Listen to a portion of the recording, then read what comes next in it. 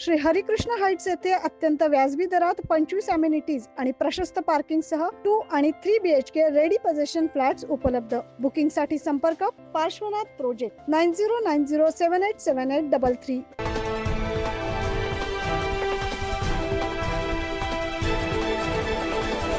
15व्या विधानसभा निवडणुकीचा नुकताच निकाल लागलाय. मात्र या निकालावर कोणीही विश्वास ठेवायला तयार नाही. आपल्या देशात लोकशाही जिवंत राहावी म्हणून बॅलेट पेपरवर मतदान घेण्यात यावे, यासाठी नाशिक जिल्हा महानुभाव परिषदेच्या वतीनं नाशिक शहरात गोल्फ क्लब मैदानावर शुक्रवारी मोर्चा काढण्यात येणार आहे. या पार्श्वभूमीवर आज पत्रकार परिषद आयोजित करण्यात आली. ऐकूया नेमकं या पदाधिकाऱ्यांचं काय म्हणणं आहे.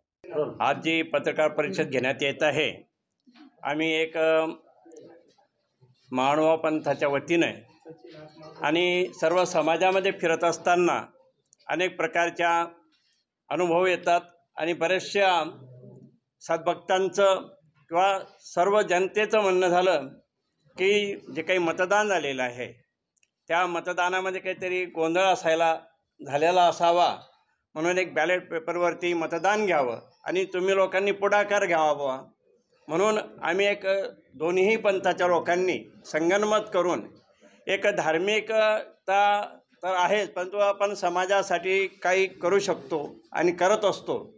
समाजामध्ये फिरत असताना अनेक प्रकारचे मतमतांतर पाहायला मिळतात आणि म्हणून आम्ही ठरवलं की आपण एक आंदोलन मोर्चा रूपाने करावा आणि तो मोर्चा शांतता रूपाने पोहोचावा आणि आयोगाला आव्हान करावं किंवा जे काही पुढे मतदान होईल जनतेची जी शंका आहे ते बॅलेट पेपरवरती व्हावं अशी आमची सर्वानुमते जी आमची अनुयायी मंडळी आहे किंवा सांप्रदायिक मंडळी आहे ह्या सर्वांच्या वतीनं आम्ही हा निर्णय घेतलेला आहे.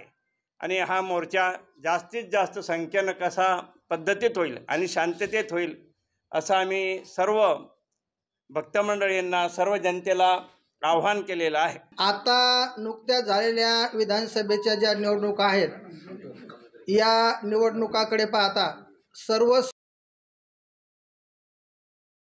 ईव्हीएम मशीनमध्ये काहीतरी घोळ झालेला आहे आणि हा निकाल ईव्हीएम मशीनमुळे असा लागलेला आहे. तेव्हा इथून पुढे जे मतदान होईल ते बॅलेट पेपरवर व्हावं हा सर्वसामान्य लोकांचा मनामध्ये शंका निर्माण झालेली आहे आणि त्यांचा आम्हाला प्रश्न आहे.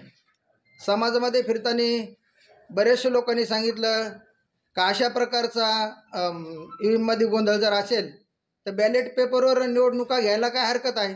आणि म्हणून हा जो मोर्चा आहे कुठल्या पक्षाच्या विरोधात नाही, कुठल्या राजकीय स्टंट नाही, तमाम जनता सर्व नागरिकांच्या मनामध्ये एक शंका निर्माण आहे. हो द्यावा बॅलेट पेपरवर, काय फरक पडणार आहे. जनता मतदान करणार आहे त्यांना तर करणारच आहे. ईव्हीएममध्ये केलं काय आणि बॅलेट पेपरवर केलं काय, तर लोकांची अशी इच्छा आहे. आणि म्हणून आम्ही समाजात फिरताना एखादं सत्य काम करण्यासाठी लोकांच्या मनामध्ये जर शंका निर्माण होत असेल तर काय हरकत नाही. मतदार राजा आहे, शेवटी तर ज्याला मतदान करायचं त्यालाच करणार आहे. शंकेचं निरसन होईल लोकांच्या आणि जे सत्य असेल ते होईल, एवढंच आमचं मत आहे, बाकी काही नाही.